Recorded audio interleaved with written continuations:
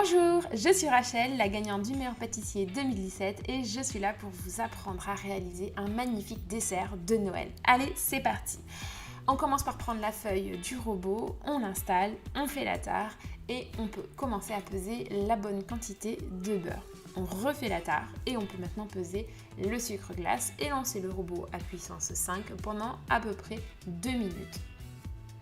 Je viens zester un petit citron jaune pour apporter de la fraîcheur, je vérifie que le beurre est bien crémeux et je peux alors ajouter la quantité de poudre de noisette. Je relance le robot à puissance 3 pendant à peu près 1 minute 30.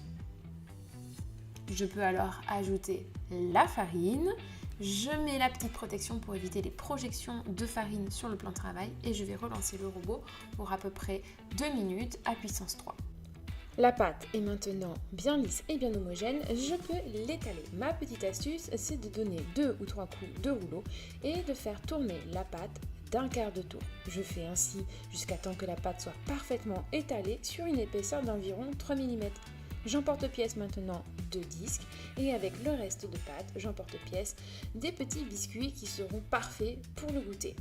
La pâte doit maintenant refroidir 1 heure au frais.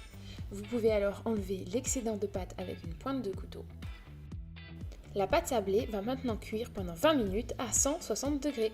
On peut maintenant commencer la ganache à la noisette. Je pèse le lait, la poudre de noisette, j'installe l'outil mélangeur et je vais régler la puissance du robot sur un mélange intermittent à puissance 2 et pendant à peu près 10 minutes et je vais faire infuser la poudre de noisette à 90 degrés dans le lait. On pense à bien essorer la gélatine et à l'ajouter dans le lait chaud. On va ensuite venir affiner la texture de ce lait infusé à la poudre de noisette en plaçant le tout dans le blender et on va mixer pendant à peu près 1 minute à puissance 3.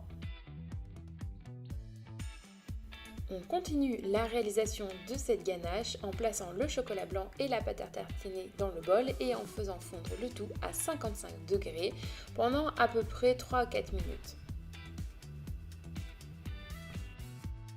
Le chocolat et la pâte à tartiner sont magnifiquement bien mélangés. On peut alors ajouter le lait infusé à la noisette et on va mélanger pendant à peu près 1 minute à puissance 2. On finalise la réalisation de cette mousse en montant la crème en une texture légère et mousseuse. Je verse la ganache à la noisette précédemment réalisée dans la crème montée et je mélange délicatement la maryse en faisant un mouvement de haut en bas. La mousse est terminée, on peut faire une petite danse de la joie et passer au confit de citron.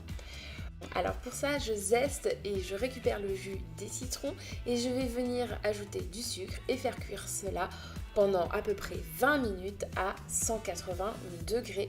Et bien sûr, je me sers du mélange intermittent que je vais régler à la plus petite vitesse. Au bout de 20 minutes de cuisson, on obtient un confit magnifique d'une belle couleur dorée. On peut maintenant réaliser le montage. On vient pocher des jolies petites boules de ganache à la noisette et entre chaque petite boule, on vient déposer une pointe de confit de citron. Alors moi, je ne l'ai fait que sur l'étage du bas, mais vous pouvez aussi le faire sur l'étage du haut si vous voulez vraiment apporter beaucoup de fraîcheur et beaucoup de peps. On vient décorer notre petite couronne avec plein de jolies meringues, des petites billes. Et pour ma part, j'ai rajouté des petites feuilles comestibles, mais à vous de laisser parler votre imagination et de réaliser la couronne de Noël de vos rêves.